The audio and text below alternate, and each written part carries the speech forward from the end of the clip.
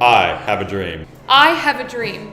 I have a dream that one day, our community and communities everywhere, will be aware and accepting of all cultures.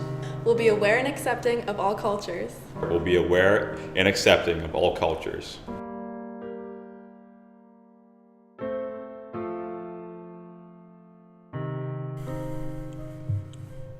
Every year, the Hispanic population of Dover, Ohio increases exponentially. These new residents come mainly from Guatemala, fleeing severe poverty and violence.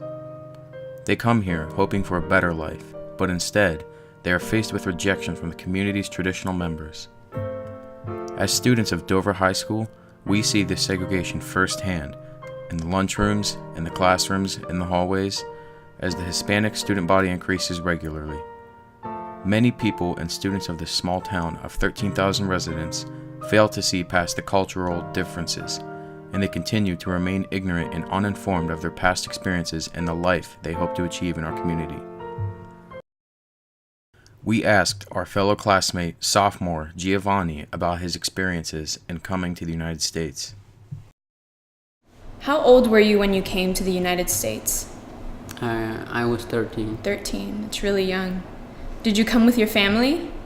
No, I actually came alone. You came alone.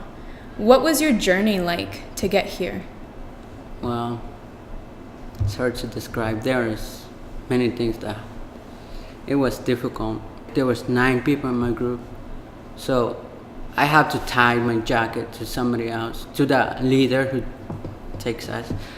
I had to tie something in my belt to them. So if I stay asleep, if they leave, they'll pull me, so I wake up. But some people, if they don't do that, sometimes they just stay asleep and stay there. And they leave them? Yeah, they leave them. And also, if you get hurt, because there's a lot of thorns, Mm-hmm. if a thorn goes in your shoes and you can't walk anymore, sometimes they'll just leave you there. And if you do start screaming, not leave, sometimes they would shoot them. So how long were you away from your family? Well, I was 5 years old when my dad came here, and then my mom came when I was 10 years old. What was it like when you first came here, when you first arrived? Were you scared? Yeah, I was scared because it's a whole new environment. It's a new culture. I'm not used to. I mean, I have seen stuff in TV, but I never felt the reality of it. So. Did you feel welcome? Oh, sorry. Go ahead. It's difficult to say. When the first day of school, I was scared. I didn't speak any English, and I was scared, and the other student won't interact with me. I don't know why. Maybe because I don't speak English, or I don't know. Mm-hmm. Did American students try to talk to you or try to make you feel welcome, or do you think they ignored you? I don't know if they ignored me or they were just scared to talk to me because I don't speak their language. Mm-hmm.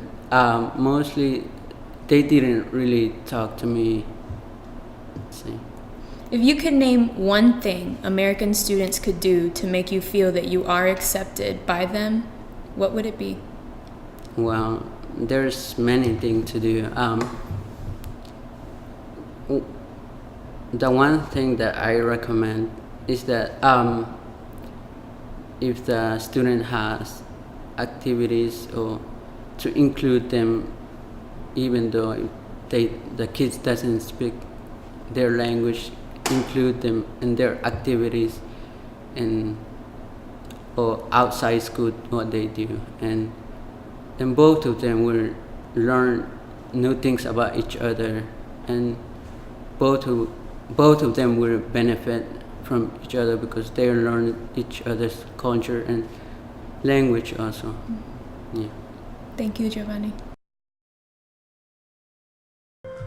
Although the lack of English-speaking skills creates a boundary between cultures, the unknown hardships faced by these students forges a stronger barrier, making it difficult to connect and accept the new culture.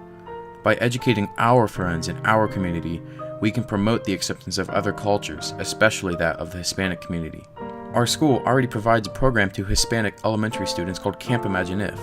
The fourth year in the making, the program provides after-school tutoring help from high school students to over 50 Hispanic children, whose parents lack English skills to help them. It offers the high school students an opportunity to connect with a new culture. Although the task of joining our two cultures together is a large one, we can start small with simple things every day. A plain smile or hello in the hallway is a good way to start. As the white student body learns of the terrible struggles from which the Hispanic students come from, we may be more willing to accept and show kindness to those with differences. It is a large dream, but it is not impossible. Martin Luther King Jr. had a dream. We have a dream too, and we plan to turn this dream into action, where it will not only be a dream, but it can become a reality. We have a dream.